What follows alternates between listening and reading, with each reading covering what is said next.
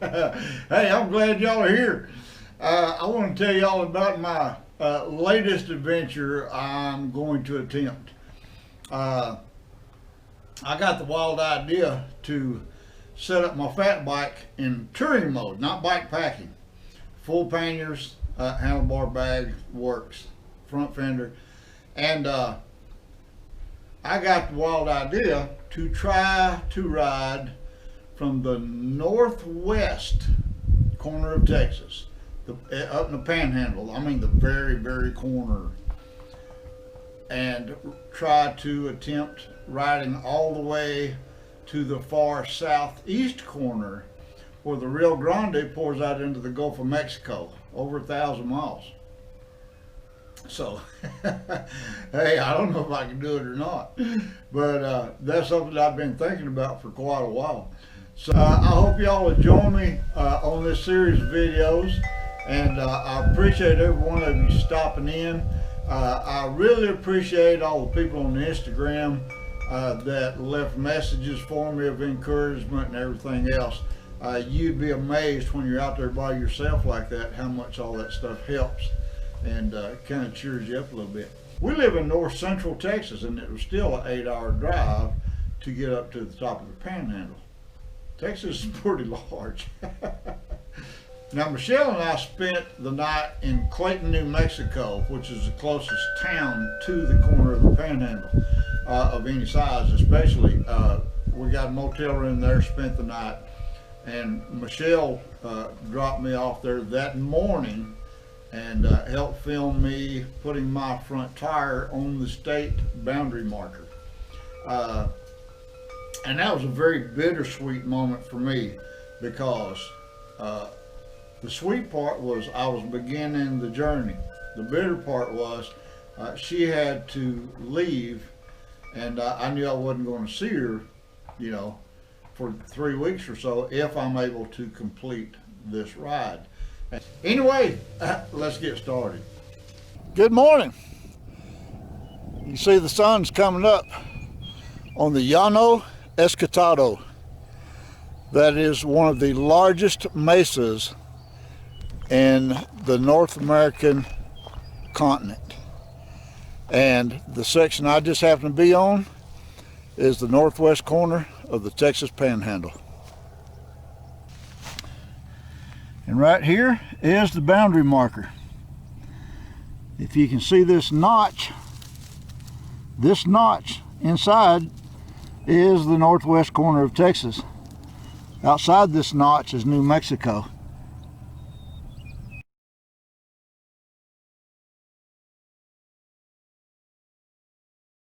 There's my front tire on that marker. The journey begins.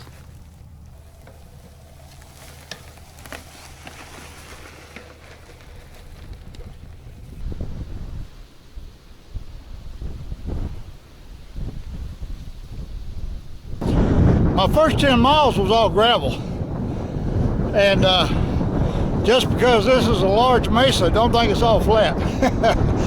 It's rolling hills with long drawn out hills. And I've been watching the weather, and up here they average 20-mile-an-hour winds. I'm in it. It's hard to make much headway with 20-mile-an-hour headwind. Loaded fat bike. That's okay, I'm glad to be out here. They'll use just about anything for a fence post out here, won't they? Well, I'm about 20 miles in. Last 10 miles been on this chip and seal. But I swear it's been uphill the whole time. I'm waiting for some downhill.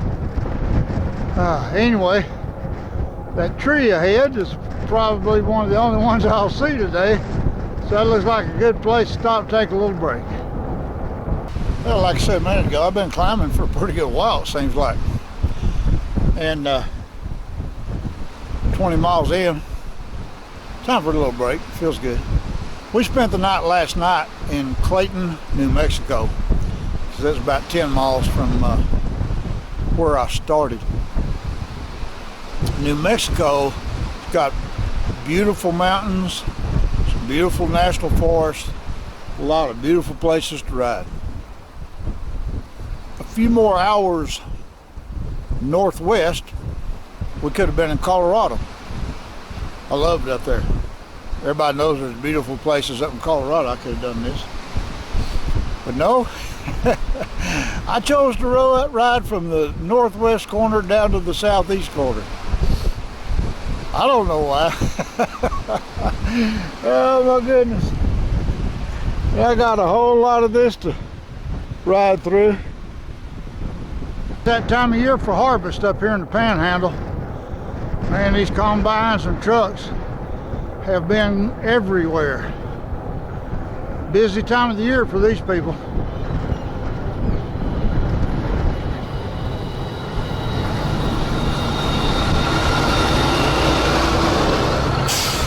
Man, I gotta tell you, this wind has been brutal. I'm just crawling at a snail's pace. It'll be a long trip through the Panhandle like this. This is some extremely remote road here, isn't it?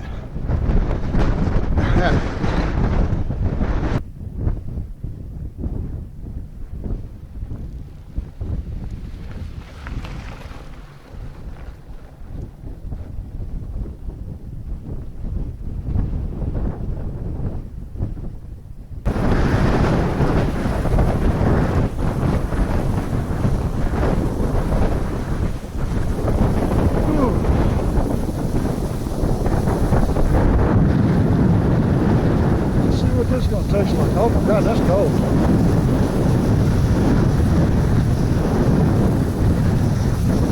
That's cold water.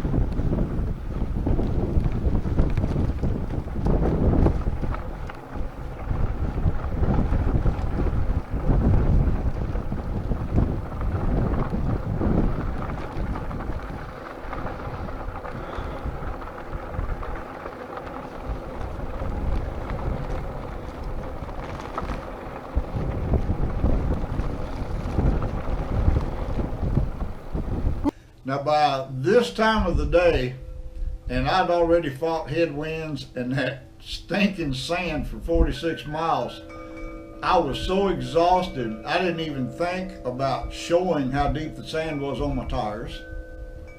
I didn't think about showing setting up camp. And the honest truth was, I was so friggin' exhausted, I pulled out a tarp and laid it down on the ground. And as soon as you get out of the sand, everything is sandburrs or goat head stickers. My tires were covered in them. But I was so exhausted, and I'm embarrassed to admit, I laid on that tarp for about 2 hours before I ever even got up and put up my tent. Everything was sand. And I carried different types of tent pegs and stuff like that.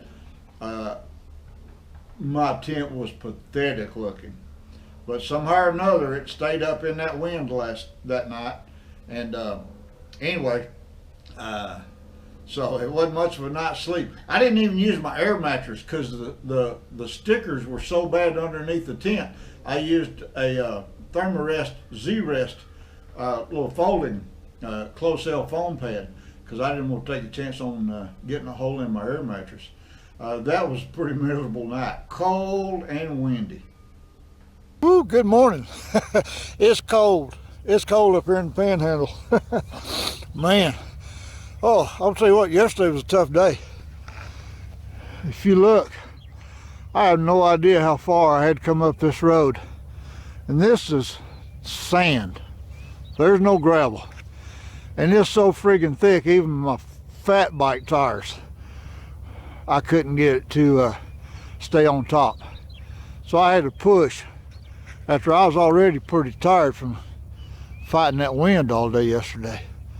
So I don't know what time it was. I finally got here early afternoon.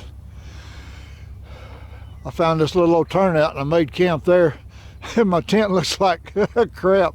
But that wind blew all night long. I don't know how that tent even managed to stay up, even as sad looking as it is right now. Anyway, sun's up. And I need to get going before that wind starts kicking up again. Try to get off this road and find some chip and seal. Whew, yesterday was tough. But anyway, let's get on the road.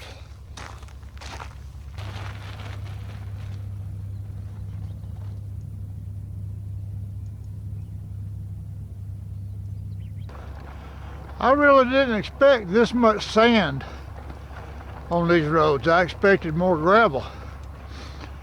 And so far this is pretty rideable, which is wonderful. That stuff yesterday and a little bit right after I left where I slept last night has been so deep and so fine that I'm just sinking into it. I couldn't even steer even if I wanted to pedal through it or could pedal through it. This is not bad.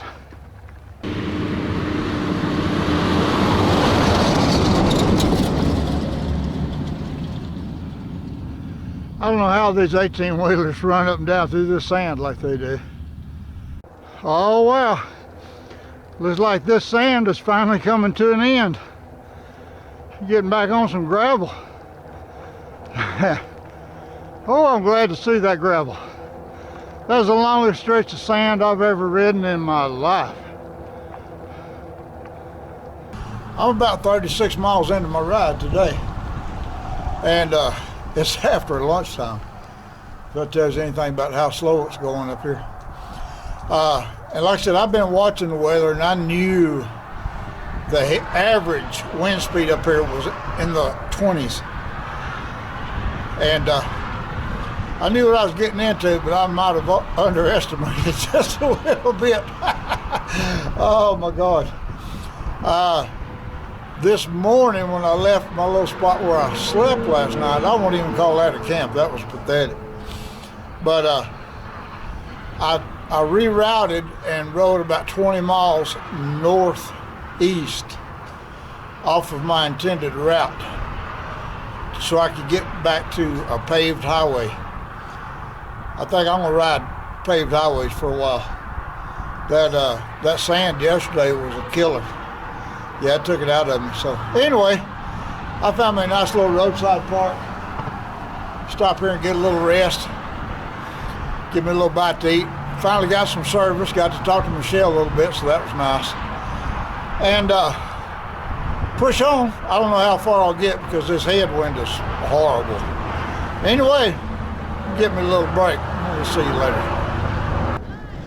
How are you doing? I think I'm crazy, but when I drove by, I thought you looked like someone who could use a cold Diet Coke or a V8 energy drink. Oh man, that would be wonderful. You said you had V8? It's a V8 Beaver and Oh, that sounds wonderful. Yeah. Now, with everything that was going on, just getting started on my trip and everything, my brain's still not engaging when it should be, especially fighting that headwind. I forgot to ask this lady what her name was. All I know was her and her dog was in her van. I don't remember if she had been laid off or took early retirement, but she was trying her hand at van life.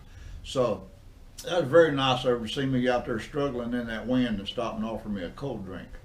Also, the day before, I had a guy named Paul that was an 18-wheeler driver literally pulled over onto the side of the road to see what I was doing just because he was curious and talked about my adventure, and come to find out he was from New Zealand and his wife came over to Texas with him. He was driving one of the trucks where they're harvesting. About 5 o'clock in the afternoon. Still got plenty of daylight left. We're fighting this wind all day. kind of takes it out of you. Whew, it's been a day. This wind, I met a guy at a stop I did at a town called Hartley, and he said the weather forecast had showed we were having gusts up to 40 and 50 miles an hour. I believe it. I knew the sustained winds up here in the Panhandle this time of year were like 20 to 22. And that's tough enough, but boy, those 40, 50 mile an hour gusts, they were a killer. Yesterday, that did me in. Today, I rode 20 miles northeast on that old sand and gravel road, so I could get to pavement, so I could ride pavement for a while. And tonight, I've got a pretty decent temp compared to last night. I actually got a good pitch on my tent. I already cooked me up a big old pot of ramen. What ex-hiker doesn't like a good pot of ramen? And it's getting chilly, so that went down pretty good. So barren up here, there's not a lot of places to do any stealth camping. This is the State Highway Department, and when I passed by there, I saw this little row of junipers. Somebody started growing as a windbreak. So I went in and asked him, I said, hey man, I said, I'm doing the bicycle tour through Texas. You mind if I set a tent up back there by your little windbreak of cedar trees? He said, no, go ahead. I was happy. In the morning we leave out and we'll stop by the old XIT general office, and I'll show you that. Hey y'all, I really appreciate y'all stopping and watching. There is some more to come. Y'all just have to wait and see if I was actually able to pull this off. That's quite an undertaking. I'm 64 years old. I want a fat bike loaded. My fat bike with all the racks, the fenders, handlebar extensions and everything else weighed out at 42 pounds. My panniers with all my gear, I was fully self-supported, weighed in at just a little over 40 pounds. So I was 80 pounds plus on this trip. So you can kind of understand maybe some of the trouble I had in the sand. But hey, anyway, hey, all the new subscribers out there, I want y'all to know how much I appreciate you. There's no subscribers on this channel, only like-minded friends. And I appreciate every one of you. I love the comments. For me, that's what it's all about. And we'll see y'all next week on episode 2. Take care, and don't forget, the best thing for your inside is outside.